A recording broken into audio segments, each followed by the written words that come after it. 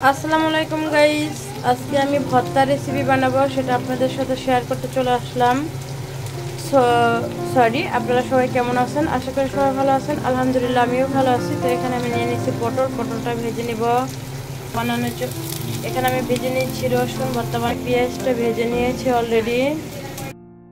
এখন ভেজে নিলাম এখানে কারকল এভাবে ভর্তা দিয়ে ভেজে খেতে অনেক ভালো লাগে।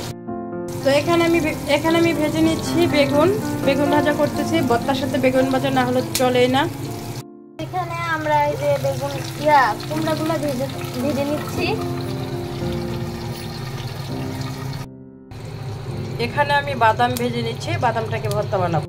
এখানে হলো মিষ্টি কুমড়া সিলকা ভাজতেছি, এটা আমি ভর্তা বানাবো। তো গাইস, সব ভর্তাগুলো আমার বানানো হয়ে গেছে, আমি একটু করে দেখাইলাম আপনাদের।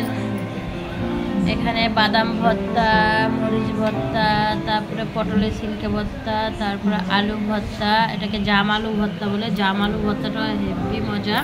আর যারা জাম আলু চিনেন না, বাজারে যেয়ে বললে হবে জাম আলু কোনটা, সবাই দেখাই দেবো আপনাদের।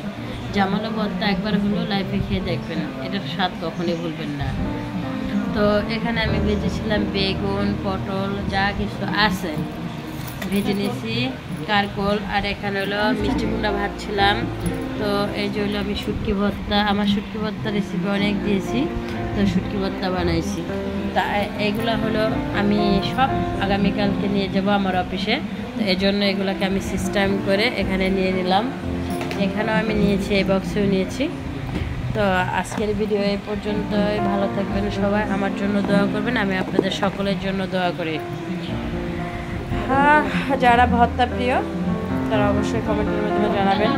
আর যারা ভর্তা ভালোবাসেন না, তাদের তো কোনো কথাই নেই, দেখলে ঝাল ধরে যায়, তারা তাড়াতাড়ি যেয়ে আইসক্রিম খেয়ে নেবেন।